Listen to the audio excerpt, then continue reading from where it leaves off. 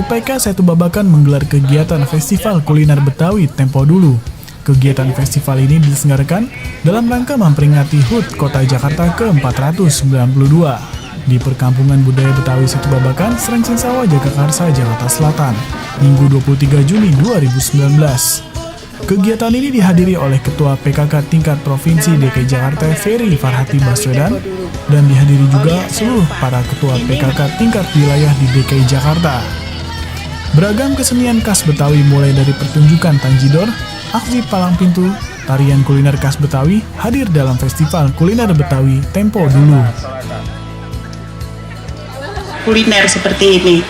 Mudah-mudahan kita semua termasuk golongan orang-orang yang selalu bersyukur terhadap berbagai macam hal, baik yang sekecil apapun. Kegiatan ini merupakan salah satu bentuk upaya kita untuk terus melestarikan dan menceritakan budaya Betawi ke masyarakat. Semoga semakin banyak aktor yang ingin terlibat melestarikan budaya Betawi, termasuk para generasi muda, sehingga kekayaan cerita setiap sudut budaya Betawi tidak luput dari generasi selanjutnya. Di pameran kuliner Betawi dalam rangka Hari Ulang Tahun Jakarta yang ke-492.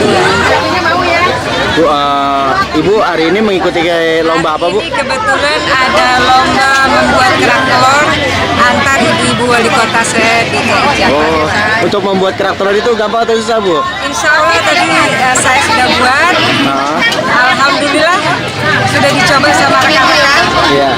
Untuk menang, pede nggak Ibu untuk menang? Insya Allah, saya berharap juara. Nah, untuk harapan Ibu untuk kegiatan ini, Bu? Kegiatan ini bagus sekali untuk memperkenalkan kuliner Betawi Tempo Dulu, dan sekarang pun untuk kerak telur masih banyak yang suka mengkonsumsi ya, apalagi dalam rangka Hari Ulang Tahun Jakarta banyak sekali pedagang-pedagang kerak telur yang disebar di wilayah sekitar. Tim Liputan Kominfotik Jakarta Selatan melaporkan.